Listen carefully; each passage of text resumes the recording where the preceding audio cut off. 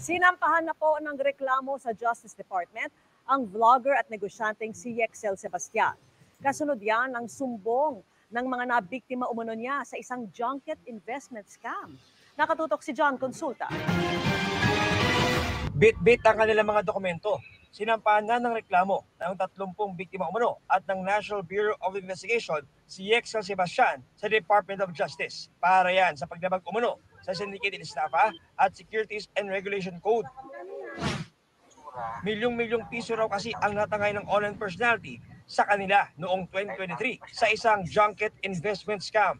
Ang chef sa barko na si Mike nag-invest umano ng 700,000 piso. Matapos siyang pakitaan ni Sebastian ng limpak-limpak na pera, mga bagong biling sasakyan at buwanang 5% kita. Nang magkaroon na raw ng problema sa investment, sinubukan pa raw silang papirmahin ni Sebastian sa isang bagong kontrata pero di sila pumayag.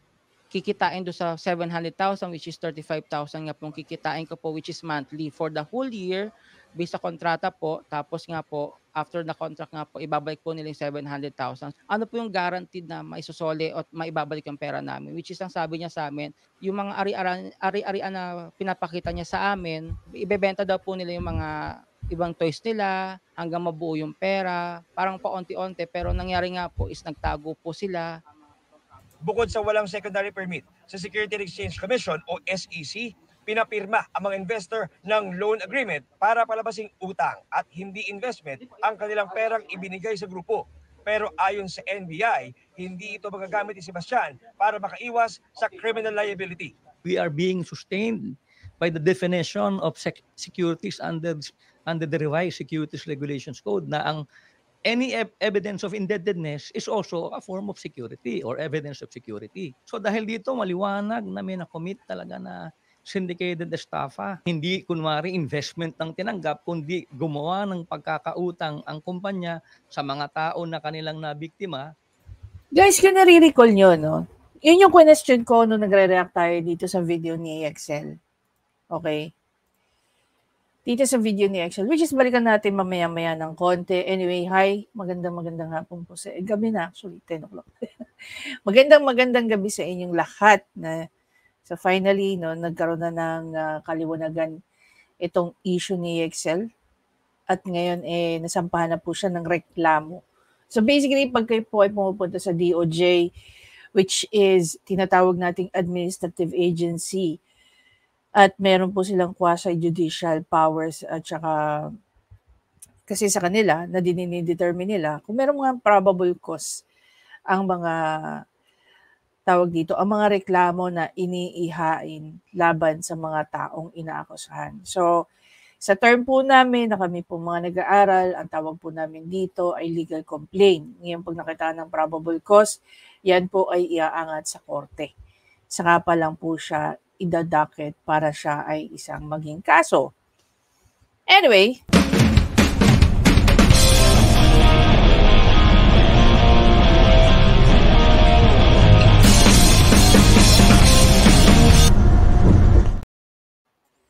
balikan naman natin tong video. Tapusin natin. Actually, kapapanood ko lang nung commentary video ni Atty. Libayan. No? Sa dami ng complainant, hinati ng NBI sa 3 batch ang pagkasampa ng kaso. Kung isasama ang ibang batch, aabot daw sa 50 bilyong piso ang natangay sa mga biktima. Okay. So, balikan natin yung sinabi rito ni GMA. Ayon kay GMA, dito sa nagvo-voice over,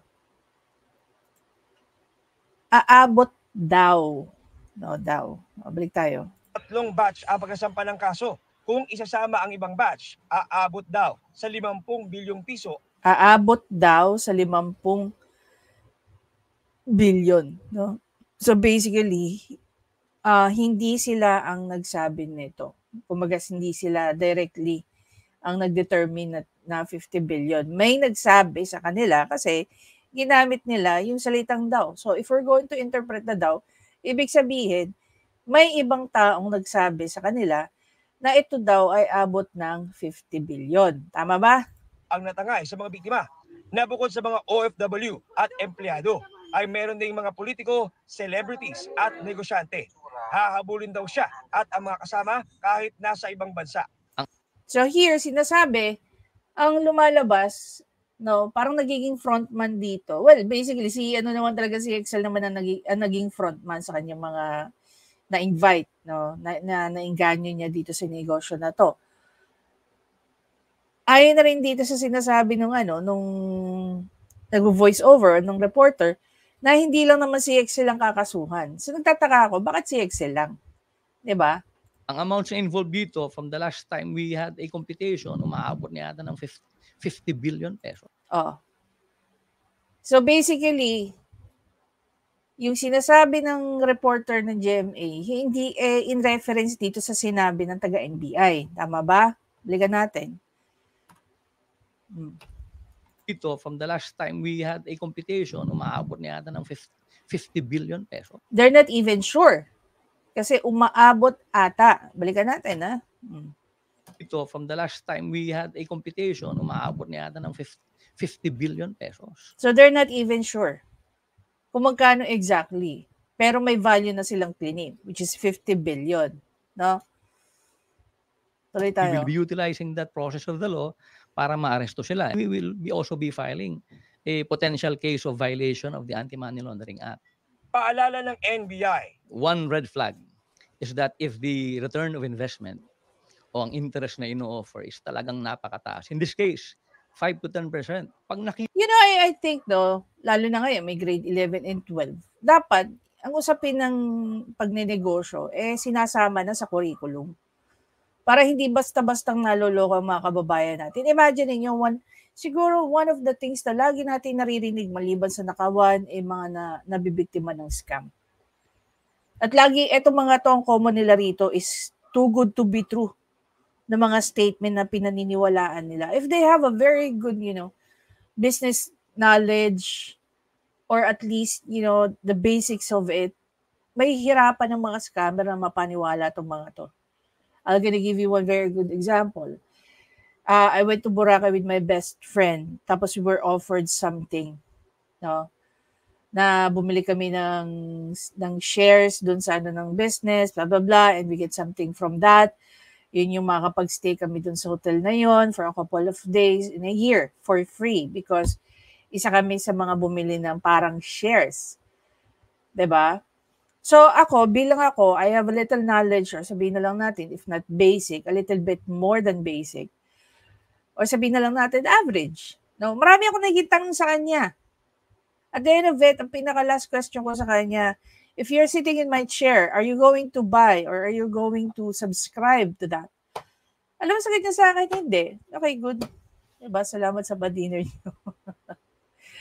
Yun. Kailangan maging mabusisi tayo lalong-lalo na if we are actually, giving out our hard-earned money. So, iniintays pa nga kami na, ayun, may nakabili na ng mga nakasabayan namin. Sabi ko, sila may pera sila.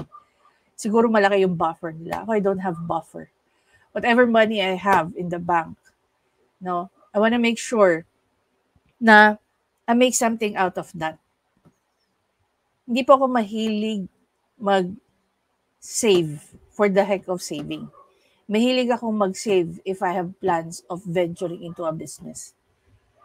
Kasi ayoko rin yung nangungutang para lang magnegosyo. Dahil ayoko magnegosyo para lang magbayad ng utang. Diba?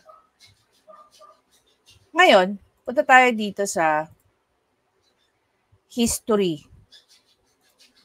So initially, sinasabi nga, ayan, meron rito si Attorney Libayan. Mamaya babalikan natin kasi maganda yung sinabi dito ni Attorney Libayan. So, punta tayo dito. 5 months ago, nagkaroon ng news about kay Excel. Ang sinasabi dito, pinatulfo sa umano'y 200 million investment scam. Kaya sinasabi ni Attorney Libayan dun sa kanyang commentary video, bakit naging 50 billion na? So, initially, ang alam lang natin lahat, 200 million ng investment, di ba? Dito rin guys, ano sabi dito? Celebrity couple na ng scam ng 200 million. Diba? Excel Sebastian at saka si Mikey Agustin. Kaya ngayon nagtataka si Attorney Libayan, paano kayo umabot sa 500 billion? Gaya nga nung sinabi rin doon sa video ni Attorney Libayan, yung isa nga doon, 700,000 lang ang ininvest niya. No? Meron nag-comment actually doon sa, again, papanoorin natin ngayon ni Attorney Libayan. So ngayon, based doon, Ito naman guys, no, to be fair with the GMA News din, hindi naman sila ang nag-claim noon ng ng 50 billion. So sinabi sa kanila ng taga NBI, makikita naman natin doon sa interview, na kinompute daw nila. So mukhang aabot daw, no? Parang aabot daw ng 50 billion yung magiging at hindi lang naman, ito lang yung nakakatawa. Sabi nga rin din sa news na hindi lang daw si Excel. So si Excel pati kasama niya. So bakit mukha lang ni Excel yung lumalabas dyan? Bakit hindi nyo ipakita lahat ng mga mukha ng mga involved dito sa scam na to? Kasi hindi po ito scam. Na sabihin na lang natin, ang pinaka mastermind si Excel. No? Kasi dito sa video ni Excel dito, okay, tingnan natin to. Balikan natin to guys.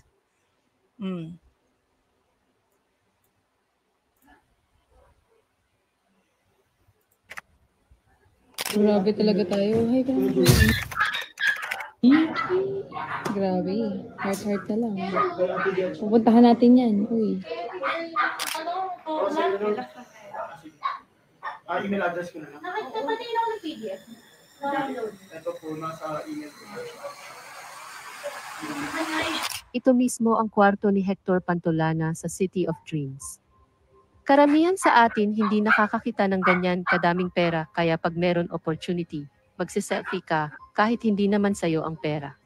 Imagine niyo guys na ilang tao ang involved dito sa scam na to. Number one, sila yung Excel dahil sila yung frontliner. Sila yung humaharap dun sa mga taong na uminganyo sa kanila. Because of, sabihin na lang natin, kilalang tao, personalidad si Excel.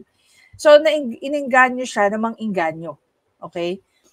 Bakit? At one point siguro, okay, siguro i-assume natin na working itong scheme nila. Okay? Scheme muna siya before siya naging scam.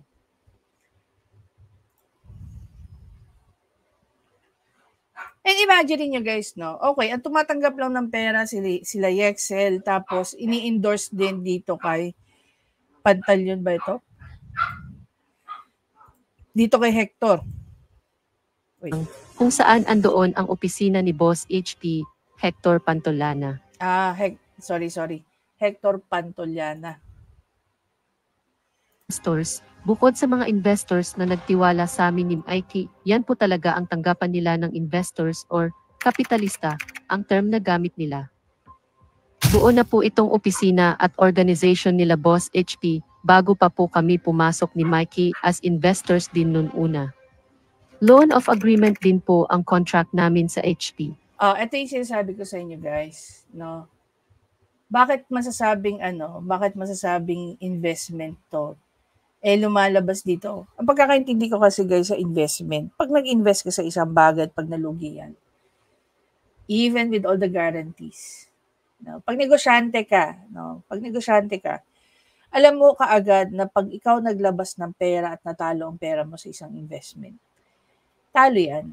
Walang laban dyan. Wala kang laban dyan. Not unless na-prove mo that there's a fraud in between the, the transaction. Kung sinadyang ipatalo yung pera mo o yung pera ng company, then that's the time na most probably pwede kang mag-file ng mga complaint. Diba? Kung meron kang any evidence that will show na there's a fraud in between or there's bad faith sa mga naging transactions, no, ng mga board of directors, ng presidente, ng CEO, at kung sino-sino pa. Tapos, mas lalong makakasama pa doon kung doon sa fraud na yun or sa bad faith na yun, involved sila para mapunta sa kanila yung pera. Okay? But nevertheless, when it comes to investment, pag naglabas ka ng pera and you call it as investment, pag natalo yan, talo yan. Okay? Pero with this one, kaya nga sabi ko, initially, nung dinidiscuss natin to, nung nagkaroon ako ng commentary dito, when it is a loan agreement, so obviously, lumalabas dito na merong guaranteeing babalik sa yung pera. Kasi lumalabas nga na parang inutangan ka as the investor. Tinawag ka lang investor, pero ang stand mo dyan, o naging papel mo dyan, ikaw yung nagpapautang dito sa mga taong to. At yung binibigay nila sa yung dividend, okay, Yan yung interest ng pinautang mo. Yun lang, gumamit sila ng iba't ibang klase ng terms.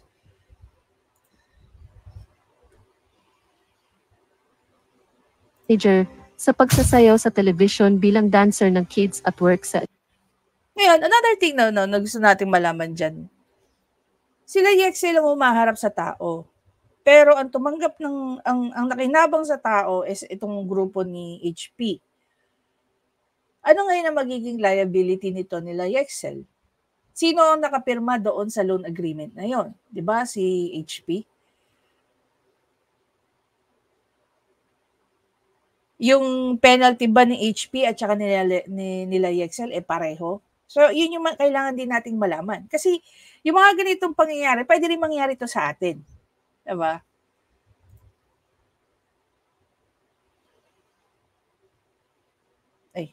nagpakilala sa akin kay Boss HP, aka Hector Pantolana sa Okada noong 2019 pa bago magpandemya, pero hindi kami nag-invest that time kasi takot din kami ni Mikey. 2021 kami nag-decide mag-invest, nung nakita na namin ang malaking pagbabago sa buhay nila dahil karamihan sa kanila ay friend ko sa Facebook. Mula sa pagiging investor, sinabi nila sa amin na mas Okay, ito explanation na ginawa nila EXL, i-expect nyo na yun din ang lalabas, no? Yun din ang kanilang well, if not all, no, not all information na nandyan, most probably half of it, okay, gagamitin nila para pagsagot doon sa mga nag-complain sa kanila. Ngayon, punta tayo dito kay Attorney Libayan.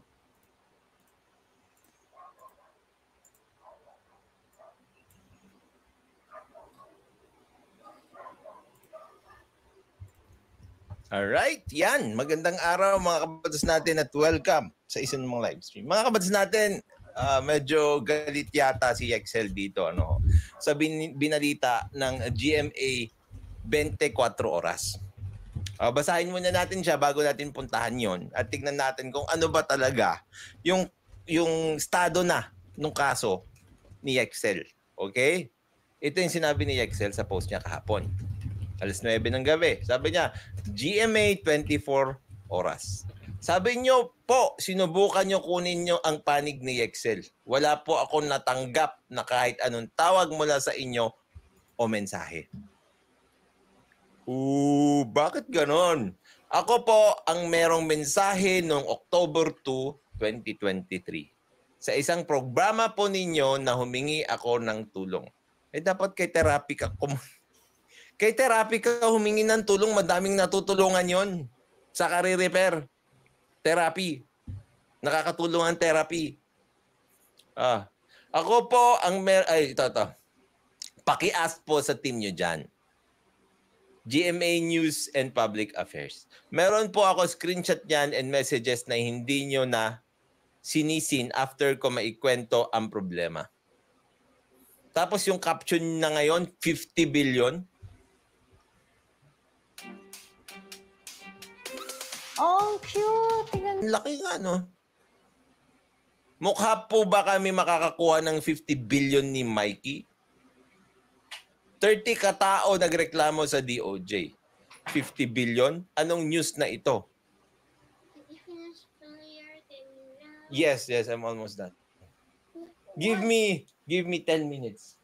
Okay? Okay, 10 minutes, I'm done. Sabi ni Mikey, yes, promise. Kala ko 200 million. Ito yun pala, 50 billion ayon sa GMA. Mainstream media pa more.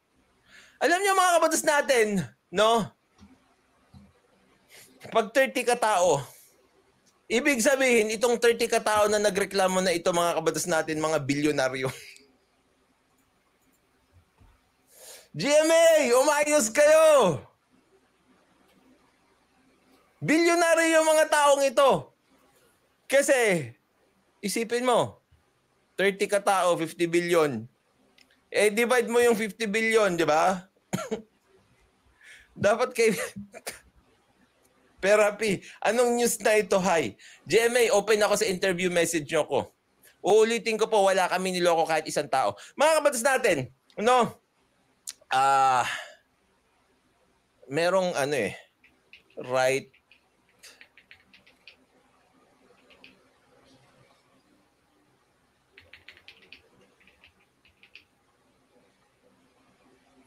of reply ba yon sa journalism?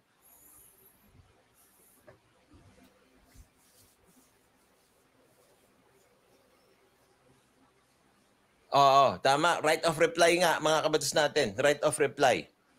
Meron tayong tinatawag na right of reply. Dapat nga itong right of reply, mga kabatas natin, may isa batas dito sa Pilipinas. Hindi pa kasi na isa batas ito sa Pilipinas, ha, as far as I'm concerned. Kasi nga, mga kabatas natin,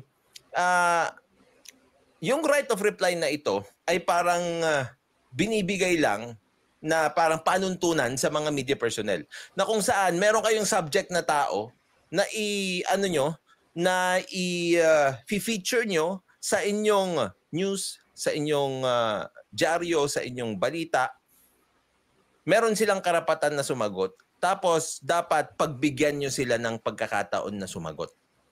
Okay? Bakit? Kasi nga ito yung right of reply. Tapos, mga kabatas natin, meron akong naaalala na sinusulong na batas noon na right of reply kung saan kapag kunwari news ka, o kaya isa kang radyo o kaya isang television, dapat yung right of reply kapag in-exercise ito ng taong naging subject mo sa iyong news reporting, dapat libre yung kanyang oras. Okay? Libre yung kanyang oras na ilalabas mo siya sa iyong dyaryo, television, sa iyong social media o kaya sa iyong TV. Ang nangyayari kasi, mga kabatas natin, hindi naman lingid sa kaalaman natin lahat na ang media ay nagiging negosyo na rin. No, hindi naman lahat, pero nagiging negosyo 'yan. Para magkaroon ka ng exposure sa media, many people pay. Okay? Marami ang nagbabayad diyan. I-feature mo ako, babayaran nila, may i-feature sila. Ngayon, yung iba din, like for example, kung merong hidwaan sa parehong partido, ang magbabayad yung isa lang. Usually, pag nakikita nyo, yung mga mayayaman, sila yung lumalabas at nai-ere yung kanilang mga hinaing o kaya yung mga reklamo sa isang tao. Pero kapag yung tao na walang pambayad, hindi na nai-ere. Nagkaroon ng batas noon na ganyan noon. Sorry, hindi batas, parang bill. If I remember it, parang dito sa Pilipinas yun eh. I'll research on that, okay? Pero naalala ko yun. Kaya lang, ang sinabi ng mga media practitioners, it will be very costly on their side. Masyadong magastos sa side nila. Okay? Masyadong magastos doon sa side nila. Yun ang Get ready for the biggest alam mo, no? I don't know, no? Eto guys, medyo i-analyze lang natin. Bakit sa tingin nyo nasabi ng mga media practitioner na magiging mahal sa kanila? Kasi pag narinig nga naman yung panig ng kabila, okay, ang ending, namamatay agad yung storya. Kasi nagkakaroon na ng kalinawan. No?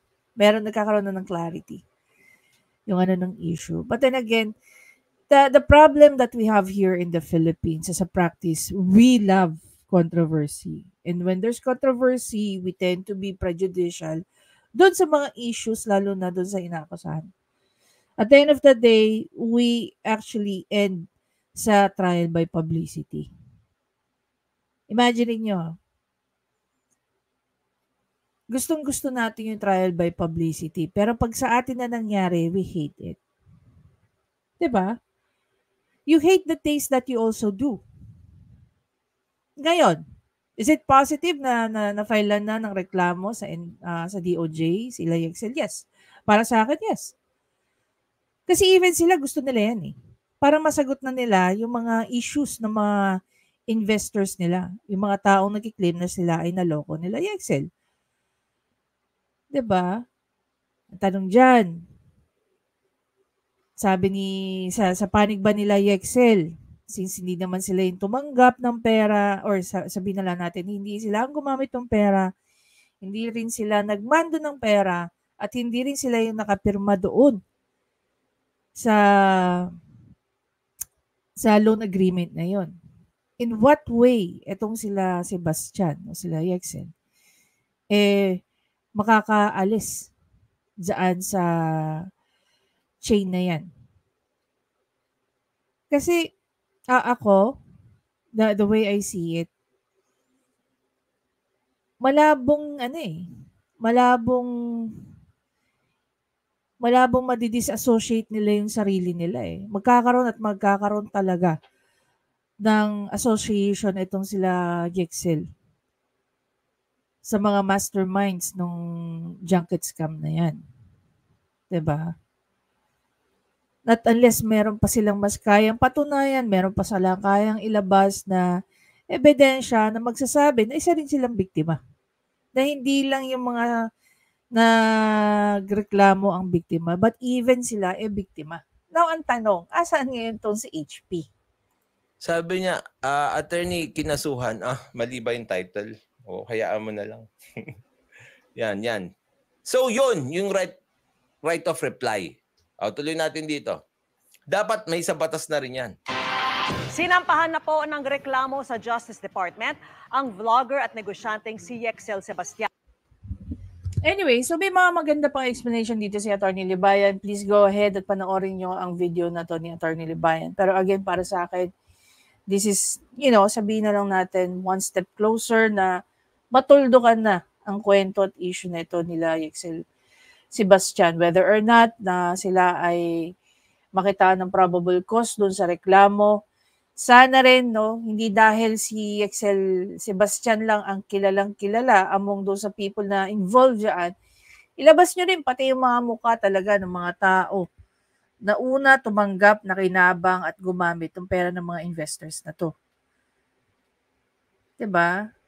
Kasi sa totoo lang, the way I see it, ayun, sabihin niya naman, kinakampihan ko si Yexel. Hindi ko po siya kinakampihan.